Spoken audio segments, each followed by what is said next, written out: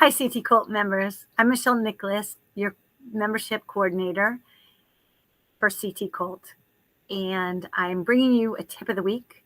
This tip is on a project that I had students do. I love projects, particularly as summative assessments, where the students put all the content that they're learning, particularly in this project. It was under the topic of looking for solutions, and it was invention, where they were learning the grammar points of subjunctive with impersonal expressions and future. So they had carte blanche in identifying a problem and then addressing their own creative solution to this problem.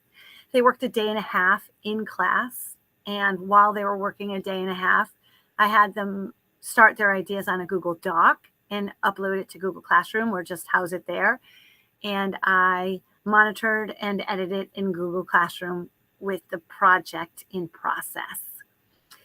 And here specifically, I'm going to share with you the idea behind the project. Students were asked to identify a problem that they saw, work with a partner or alone, and create their own invention with 8 slides. They were to underline the subjunctive and put the future in italics.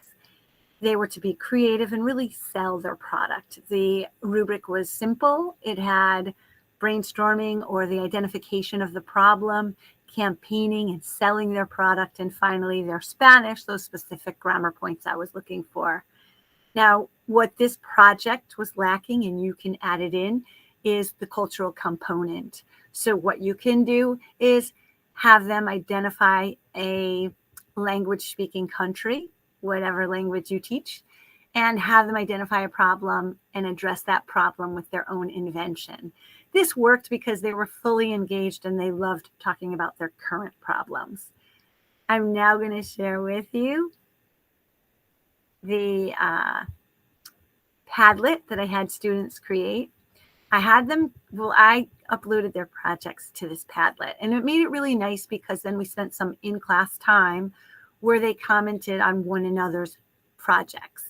And that was some nice feedback. I gave them feedback also, but it's really nice to have peer feedback.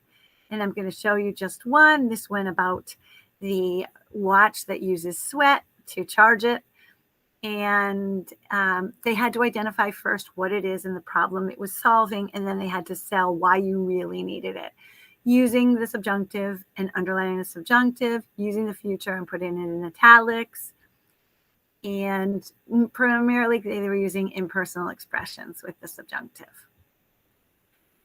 So I thank you so much for watching, and I hope you found this tip helpful. And once again, thanks so much from CT Colt.